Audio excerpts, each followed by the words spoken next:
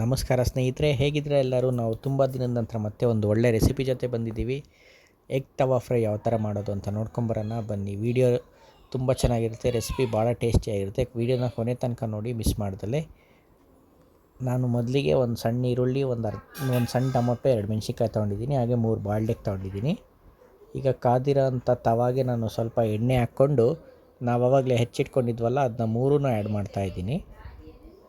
Tomato, ಈರುಳ್ಳಿ, ಮೆಣಸಿನ್ಕಾಯಿ ಮೂರೂ ಚೆನ್ನಾಗಿ ಎಣ್ಣೆಯಲ್ಲಿ ಮಾಗಬೇಕು.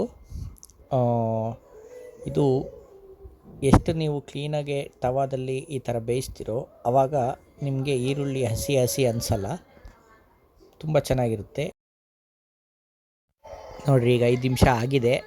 ಈರುಳ್ಳಿ, ಟೊಮೊಟೊ, ಮೆಣಸಿನ್ಕಾಯಿ ಎಲ್ಲ ಗೋಲ್ಡನ್ ಬ್ರೌನಿಗೆ ಬಂದಿದೆ. ಈಗ ನಾವು ಇದಕ್ಕೆ ಆವಾಗಲೇ ಬಾಯ್ಲ್ ಮಾಡ್ಕೊಂಡಿದ್ವಲ್ಲ ಆ ಎಗ್ ಆ್ಯಡ್ ಮಾಡೋಣ. ಈಗ ಮೊಟ್ಟೆನೆಲ್ಲ ಅರ್ಧ ಕಟ್ ಮಾಡ್ಕೊಂಡಿದ್ದೀನಿ. ಈಗ ಕಟ್ ಮಾಡ್ಕೊಂಡ್ರೆ ಮೊಟ್ಟೆನ ಇದರಲ್ಲಿ ತವಾದಲ್ಲಿ ಇಡ್ತಾ ಹೋಗ್ತಿದ್ದೀನಿ. ಈ ಥರ ಉಲ್ಟಾ ಇಡ್ತಾ ಹೋಗಿ. ಆವಾಗ ಏನಾಗುತ್ತೆ, ಮಧ್ಯದಲ್ಲಿರೋವಂಥ ಯೆಲ್ಲೋ ಕಲರ್ ಮೊಟ್ಟೆ ಬಿಚ್ಕೊಳ್ಳಲ್ಲ, ಫಸ್ಟ್ ರೋಸ್ಟ್ ಆಗುತ್ತೆ, ಚೆನ್ನಾಗಿರುತ್ತೆ. ನೋಡಿ, ಈ ಥರ ಎಲ್ಲ ಜೋಡಿಸ್ಕೊಂಡ್ಬಿಟ್ಟು ಆ ಈರುಳ್ಳಿ ಬೆಂದಿದೆಯಲ್ಲ ಅದನ್ನು ಮೊಟ್ಟೆ ಮೇಲ್ಗಡೆ ನೀವು ತಳ್ಕೊಬೇಕಾಗುತ್ತೆ. ನಿಮಗೆ ಮಸಾಲೆ ಸ್ವಲ್ಪ ಮೊಟ್ಟೆಗೆ ಜಾಸ್ತಿ ಅಂಟಬೇಕು ಅಂದರೆ ನಾವು ಈರುಳ್ಳಿ, ಟೊಮೊಟೊ, ಮೆಣಸಿನ್ಕಾಯಿ ಇದೆಯಲ್ಲ, ನೀವು ಅದಕ್ಕೆ ಒಂದು ಸ್ವಲ್ಪ ನೀರು ಹಾಕ್ಬಿಟ್ಟು ಒಂದು 5 ಮಿನಿಟ್ಸ್ ವೆಯ್ಟ್ ಮಾಡ್ಬೋದು, ಆವಾಗ ಮಸಾಲೆ ಬಿಚ್ಕೊಳ್ಳಲ್ಲ. ಈಗ ನಾನು ಇದಕ್ಕೆ ಉಪ್ಪು ಆ್ಯಡ್ ಮಾಡ್ತಾಯಿದ್ದೀನಿ. ರುಚಿಗೆ ತಕ್ಕನಂಗೆ ನೀವು ಉಪ್ಪು ಆ್ಯಡ್ ಮಾಡ್ಕೊಳ್ಳಿ. ಈಗ ಧನಿಯಾ ಪೌಡ್ರ್ ಆ್ಯಡ್ ಮಾಡ್ತಾಯಿದ್ದೀನಿ,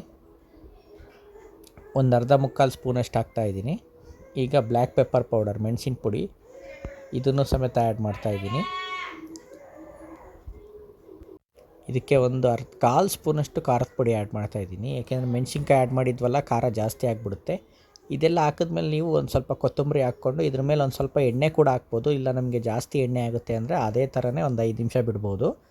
ಈಗ ಈ ಥರ ಎಲ್ಲ ಆ್ಯಡ್ ಮಾಡಿದ್ಮೇಲೆ ಮೊಟ್ಟೆನ ಉಲ್ಟಾ ತಿರುಗಿಸ್ಕೊತೀನಿ ನಾನು.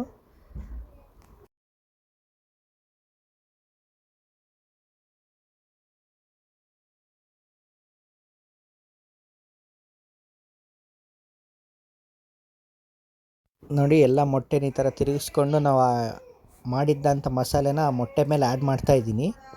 ನಿಮಗೆ ಇನ್ನೂ ಒಂದು ಆಪ್ಷನ್ ಇದೆ. ನಿಮಗೆ ಮಸಾಲೆ ಮಾಡ್ಕೊತಿರಲ್ಲ, ಎಗ್ ಆ್ಯಡ್ ಮಾಡೋಕ್ಕಿಂತ ಮುಂಚೆ ಅದಕ್ಕೊಂದು ಸ್ವಲ್ಪ ನೀರು ಹಾಕ್ಬೋದು.